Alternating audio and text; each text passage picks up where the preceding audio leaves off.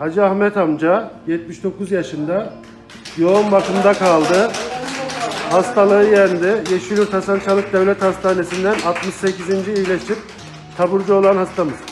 Hacı Ahmet amca geçmiş olsun. Allah razı olsun. Nasılsın? İyi, elhamdülillah çok iyiyim. Memnun musun? Çok iyiyim, çok memnunum. Allah razı olsun. Yaş- Babalar iyi, her bir şeysi güzel. Yaşlılarımıza bir şeyin var mı önerin? La yaşlı kardeşlerime söyle evinde çıkmasın. Herkes kendini muhafaza etsin. O kadar, başka bir şey diyemem. Çok çok geçmiş olsun.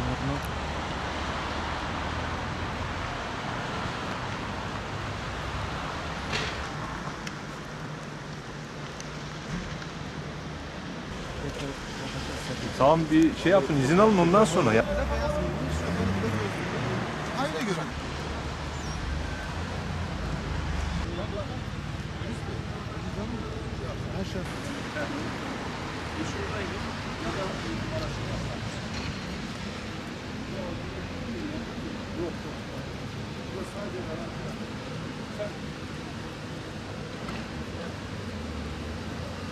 Hayır, burada yok. Burası sadece